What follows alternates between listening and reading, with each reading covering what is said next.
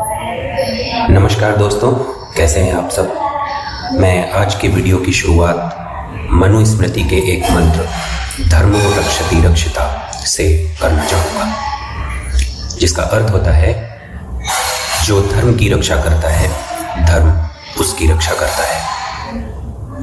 मैंने ये इसलिए चुना क्योंकि आज का मेरा पूरा वीडियो सनातन धर्म को समर्पित है। दोस्तों, अखबार में हम लोग आजकल पढ़ रहे हैं कि हमारे पड़ोसी देश में हिंदुओं पर हमला किया जा रहा है, हिंदुओं को सताया जा रहा है, सनातन धर्म को मिटाने की कोशिश की जा रही है।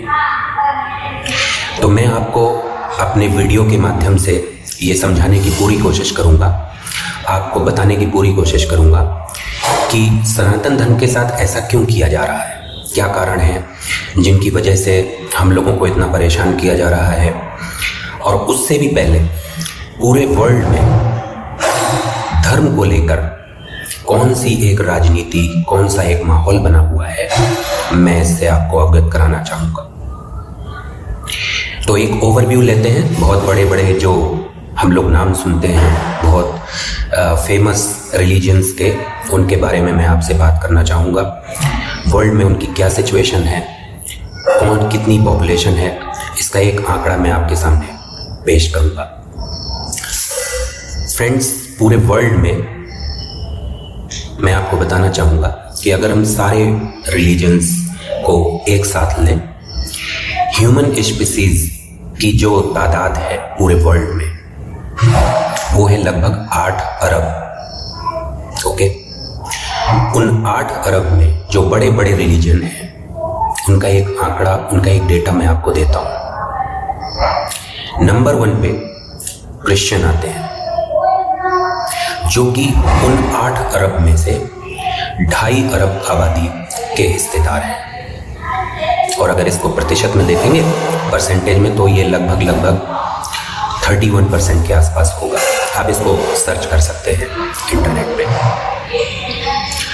दूसरा बड़ा धर्म है इस्लाम। वो उन 8 अरब लोगों में से लगभग 2 अरब, और अगर प्रतिशत में बोले तो 25% की हिस्सेदारी रखता है। बाकी के जो 3 अरब के आसपास बचते हैं, उनमें से 1 अरब से थोड़ा सा ज़्यादा हिंदू आबादी है। ये मैंने एक वर्ल्ड का आंकड़ा दिया, जो बड़े बड़े रिलीजन हैं उनकी क्या स्थिति है। तो मैंने आपको बताया नंबर 1 पे है क्रिश्चियन, नंबर 2 पे है इस्लाम, और नंबर 3 पे है हिंदू। अब यहाँ पर जो हिंदू की बात हो रही है, सनातन धर्म की बात हो रही है, क्रिश्चियन की बात हो रही है, इस्लाम की बात हो रही है, मैं इसको सेक्टराइज और एरिया वाइज आपको बताता हूँ कि कहाँ क्या स्थिति है। पूरा यूरोप क्रिश्चियन के हक में है, उनके प्रभाव में है। उसके बाद हम आ जाते हैं, उनसे ईस्ट में आ जाते हैं अरब कंट्रीज, जो कि पूरी तरह मुस्लिम के प्रभाव में है। और फिर और ईस्ट में आते हैं तो हमारा आता है भारत, और भारतीय उपमहाद्वीप, जिसको हम कहते हैं इंडियन सब कॉन्टिनेंट। अगर आप इसको सर्च करेंगे, अगर आप पढ़ने लिखने वाले हैं तो आप ये जानते होंगे। जो नहीं जानते, मैं उनको बताना चाहता हूँ कि इंडियन सब कॉन्टिनेंट में केवल भारत नहीं आता है। इंडियन सब कॉन्टिनेंट अफगानिस्तान, पाकिस्तान, इंडिया, नेपाल, बांग्लादेश, श्रीलंका, भूटान, इतनी कंट्रीज मिलके इंडियन सब कॉन्टिनेंट बनाती हैं। और हिस्ट्री में हमने पढ़ा है, आप अगर सर्च करेंगे तो आपको भी मिलेगा कि इंडियन सब कॉन्टिनेंट पूरा का पूरा हिंदू प्रभावित था। उस हिंदू प्रभावित क्षेत्र की अब क्या हालत है, मैं आपको यह भी बताने की कोशिश करूंगा। नंबर 1 पे अफगानिस्तान। 1947, मैं 1947 इसलिए ले रहा हूं कि उससे हमें एक रेफरेंस, एक पैमाना मिलेगा कि तब से लेके अब तक क्या हालात बने हुए हैं। अफगानिस्तान में 1947 जब इंडिया बना, इंडिया की बाउंड्री तय की गई कि this is called India, this is called Afghanistan, this is called Pakistan, Bangladesh and so on so. उसके बाद से स्थिति क्या हुई है कि अफगानिस्तान में 1947 के टाइम पे 20% हिंदू थे, 20%। बाकी में 80% आप मुस्लिम को ले सकते हैं। आज उनको 2024 के टाइम पे वहां पे मात्र 2% हिंदू हैं। दूसरा देश लेता हूं, बांग्लादेश, जो कि मेरे पहले वीडियो में मैं आपको बता चुका हूं कि वो ईस्टर्न पाकिस्तानी था। तो वहां पे क्या हालत होगी मैं बताने से पहले ही शायद आप इस चीज को समझ रहे होंगे, लेकिन मैं आपको एक आंकड़ा देता हूं। 1947 में वहां पे 30% आबादी हिंदू थी। आज 2024 में वहां पर 8% के आसपास है। और चलते हैं इंडियन सब कॉन्टिनेंट में जो देश आ रहे हैं, मैं उनमें हिंदू, जो कि 100% इंडियन सब कॉन्टिनेंट हिंदू बाहुल्य था, वहां पे आज हिंदुओं की क्या हालत है। अगला देश है श्रीलंका। यहाँ पर कुछ ज़्यादा उतार चढ़ाव नहीं हुआ है हिंदुओं में। उसका भी एक कारण है, मैं अभी शायद आपको समझ में आ जाए। मैं तो शब्दों में नहीं बोल पाऊंगा क्योंकि मैं वीडियो बना रहा हूँ। श्रीलंका, वहाँ पर आबादी लगभग 10-12% के आसपास थी 1947 में, जो कि आज भी उतनी ही है। भूटान, जो कि बुद्ध बाहुल्य है, बुद्धिज्म वहाँ पे रिलीजन चलता है, वहाँ पर 25% के आसपास आबादी थी 1947 में, जो कि आज भी उतनी ही 25% के आसपास है। बात करते हैं अपने देश भारत की, तो 1947 में लगभग 87% के आसपास यहाँ पर हिंदू था, सनातनी था। आज की डेट में वहाँ पर इंडिया में 80% के आसपास हिंदू हैं। कम हुआ है थोड़ा सा, ये आपको थोड़ा सा लग रहा होगा। जब हम इसको पॉपुलेशन परसेंटेज से हटा के रियल नंबर्स में देखेंगे ना, तो मेरी जैसी आंखें चौंकी थी, आपकी भी चौंकेंगी। खैर, आगे बढ़ते हैं। ऐसा हुआ क्यों? इंडियन सब कॉन्टिनेंट में हिंदू इतना कॉन्ट्रैक्ट क्यों होता गया? बाकी धर्मों का क्या हाल रहा, इसका एक ओवरव्यू मैं आपको देता हूं। और इससे भी पहले इन जो बड़े बड़े धर्मों की मैं बात कर रहा हूं, उनमें जो नंबर 1 पे है क्रिश्चियन, मैं आपको इसकी शुरुआत बताना चाहूंगा कि इसकी शुरुआत होती है 426 BC, बिफोर क्राइस्ट। वहां से इस रिलीजन की शुरुआत होती है, यानी इसकी डेट हमारे पास है। हम इसको समझ सकते हैं कि इसकी शुरुआत कहां से हुई। दूसरा धर्म है इस्लाम, सेकंड नंबर पे है। इसकी शुरुआत होती है 7वीं शताब्दी से। और जो अपना हिंदू सनातन धर्म है, सनातन नाम ही हमें ये बताता है। आप इसको सर्च करेंगे, इस चीज को भी सर्च करेंगे, बहुत ही इंटरेस्टिंग है friends. If you belong to Sanatan Dharma, you must know कि सनातन का मतलब क्या होता है। जब आप नेट पे ये सर्च करने की कोशिश करेंगे कि हिंदुओं की शुरुआत, सनातन धर्म की शुरुआत कब से होती है, तो आपको अपने आप पर गर्व हो जाएगा कि इंटरनेट बोलता है कि there is no perfect date for Hinduism. Got it? उस एटर्नल सनातन धर्म, सनातन का मतलब एटर्नल होता है, उस एटर्नल सनातन धर्म की ऐसी हालत क्यों हो रही है, इस बात पर गौर करने की कोशिश करते हैं। ऐसा क्यों हो रहा है कि हम इंडियन सब कॉन्टिनेंट में इतने ज़्यादा कॉन्ट्रैक्ट होते हुए आज अगर हिंदू बोला जाता है तो उसके लिए 2 कंट्री सिर्फ गिनी जाती हैं, भारत और नेपाल। बाकी जो कि पूरा ही हिंदू महाद्वीप था, उन सब जगह से हमें क्यों कॉन्ट्रैक्ट होना पड़ा? पेनिट्रेट जो है, पेनिट्रेशन वहाँ का कम हुआ, और कितना कम हुआ ये आंकड़ा मैं आपको पहले ही दे चुका हूं। जो क्रिश्चियन और जो मुस्लिम धर्म है, इनके रूट पे अगर आप जाने की कोशिश करेंगे तो आप पाएंगे कि इन लोगों में कुछ बातें ऐसी कही जाती हैं जिनको हमको समझना जरूरी है। पहले जरूरी नहीं था, लेकिन अगर हमारे 4 विद्वानों ने ये बात लिखी है कि धर्मो रक्षति रक्षिता, जिसका मतलब होता है धर्म की रक्षा करो, धर्म तुम्हारी रक्षा करेगा। ऐसा क्यों? ऐसी क्या जरूरत पड़ी? क्रिश्चियन और इस्लाम और जो भी धर्म है, उन सबका मेन एजेंडा होता है अपनी तादाद को बढ़ाना। उसके लिए कोई भी हथकंडा अपनाना पड़े। कुछ लोग प्रचार का हथकंडा अपनाते हैं, कुछ लोग आगजनी, हत्या, अपने विचार थोपने का तरीका अपनाते हैं। मैं उनका नाम नहीं लेना चाहूँगा, मैं वीडियो बना रहा हूँ, मैं ये कर भी नहीं सकता, लेकिन मैं किन की तरफ इशारा कर रहा हूँ आप ये अच्छे से जान सकते हैं।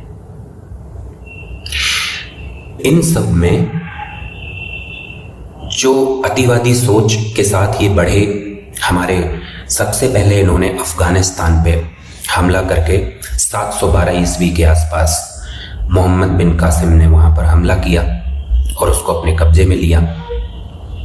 हम वहाँ से पीछे आए। सिकंदर जैसे लोगों ने पाकिस्तान के एरिया में कब्जा किया, जिसको हम आज पाकिस्तान कहते हैं। मैं आपको बताना चाहूँगा, इंडियन सब कॉन्टिनेंट में अगर हम हिस्ट्री पे सर्च करें, हिस्ट्री पे जाएं, तो अशोक, सम्राट अशोक, हमारे महान सम्राट अशोक और सम्राट चंद्रगुप्त मौर्य, इनके टाइम की अगर हम एरिया इनका देखें, इनके राज का विस्तार देखें, तो हमको अफगानिस्तान, ईरान तक देखने को मिलता है।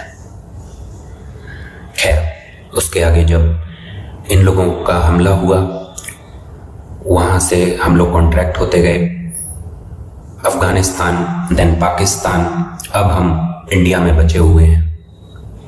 नेपाल, जो कि हमारा नॉर्दर्न साइड में पड़ता है, हमारा बहुत अच्छा मित्र था। मैं उसका भी डेटा आपको देता हूँ कि नेपाल में लगभग 81% हिंदू हैं। लेकिन अब जो बातें सामने आ रही हैं, अब जो वहाँ की राजनीति दिखाई दे रही है, वो कुछ नॉर्दर्न साइड के लोगों के प्रभाव में है।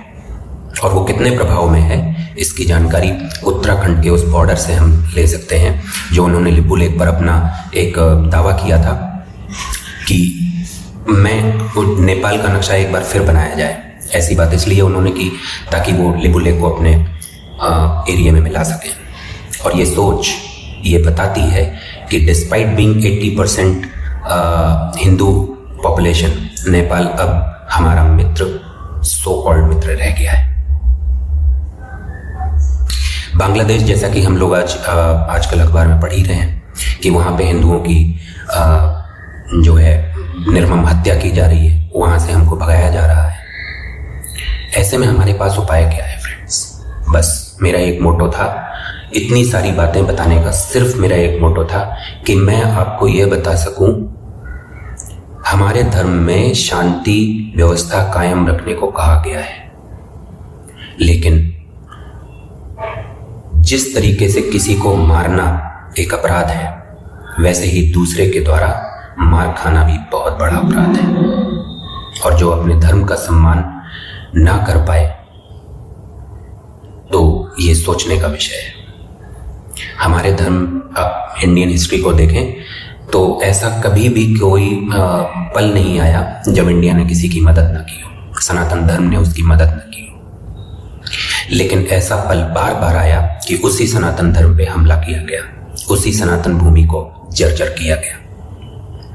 कितनी बार हम लोग बढ़ चुके, अफगानिस्तान अलग हुआ, पाकिस्तान अलग हुआ, नेपाल अलग कंट्री बना, 1935 में म्यांमार अलग हुआ, 1971 बांग्लादेश बना, और अब हम टूट टूट कर एक अपना एक टुकड़ा वहाँ पर अपने धर्म को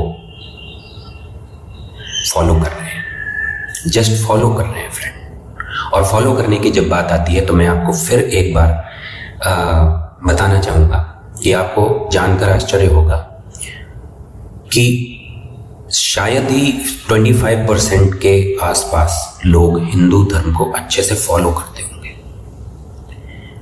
किसी धर्म को मारने की, किसी धर्म को खत्म करने की किसी को कोई जरूरत नहीं है फ्रेंड।